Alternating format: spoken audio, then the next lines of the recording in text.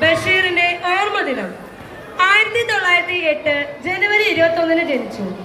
1994 July 5 ഈ ലോകത്തോട് വിട പറഞ്ഞ വൈക്കം മുഹമ്മദ് ബഷീറിന്റെ ചരമദിനമാണ് നാം ബഷീർ ദിനമായി ആചരിക്കുന്നത്.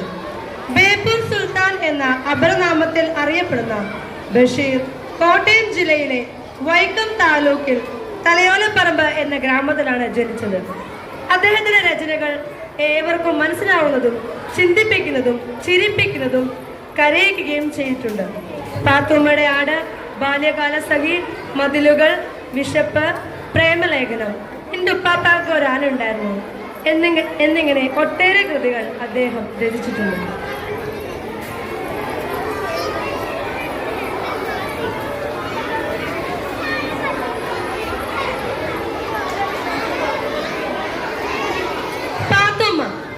പാത്തുമ്മയുടെ ആട് എന്ന നോവൽ ബഷീർ പ്രസിദ്ധമാക്കിയ കുടുംബസ്നേഹിയായ മൂത്ത സഹോദരിയാണ് ഞാൻ, പാത്തുമ്മ.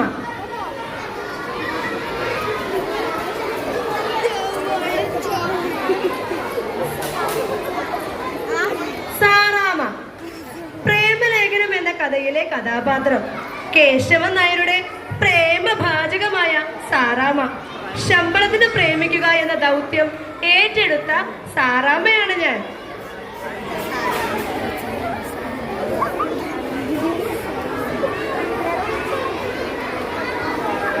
ആനവാരി രാമൻ നായർ.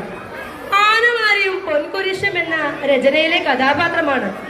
പാതിരാത്രിയിൽ ചാണകം മോഷ്ടിക്കാൻ വന്ന രാമൻ നായർ ഇരുട്ടിൽ ചാണകമാണെന്ന് കരുതി വാരാൻ ശ്രമിച്ചത് പാറുക്കുട്ടി എന്ന ആനയാണ്.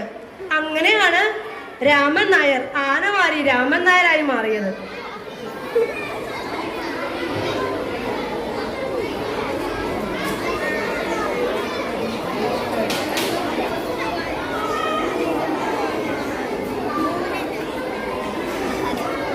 എട്ടുകാലേ മമ്മുഞ്ഞ്.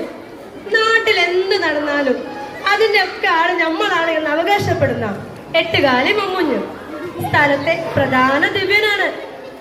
സ്ഥലത്തെ പ്രധാന ദിവ്യൻ എന്ന കഥയിലെ പ്രധാന കഥാപാത്രവും നമ്മളാണ്.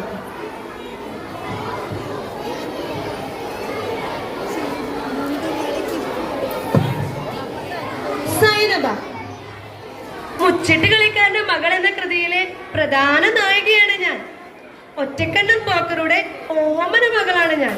സ്ഥലത്തെ പ്രധാന സുന്ദരിയും സമൃദ്ധയുമാണ് ഞാൻ.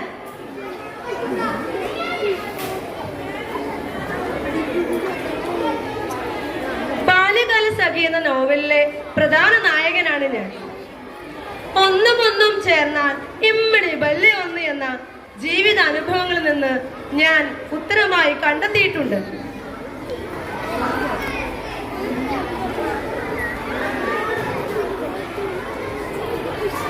പൊൻകുരിശ് തോമ.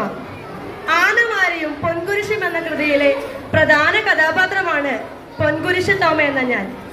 മഷിഹാതപുരൻ മരിച്ചത് മരക്കുരിശിനല്ലേ, പിന്നെ പള്ളിക്ക് എന്തിനാ പൊൻകുരിശ് എന്ന ന്യായത്തിൽ പൊൻകുരിശ് മോഷ്ടിച്ച ആളാണ് തോമ.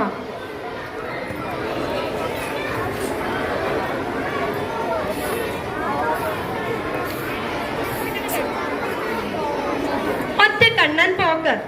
മുച്ചിട്ട് കളിക്കാരന്റെ മകൾ എന്ന കഥയിലെ പ്രധാന കഥാപാത്രമാണ് ഒറ്റക്കണ്ണൻ പോക്കർ എന്ന ഞാൻ.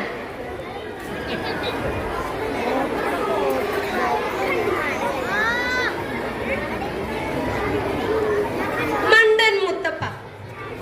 മുച്ചിട്ട് കളിക്കാരന്റെ മകൾ എന്ന കഥയിലെ പ്രധാന കഥാപാത്രമാണ് മണ്ടൻ മുത്തപ്പ. പോക്കറ്റടി അത്ര മോശം കലയല്ല എന്നും എന്നാൽ സ്ത്രീകൾ അത് ചെയ്യുന്നത് തെറ്റാണെന്നുമാണ് മുത്തപ്പയുടെ വിശ്വാസം.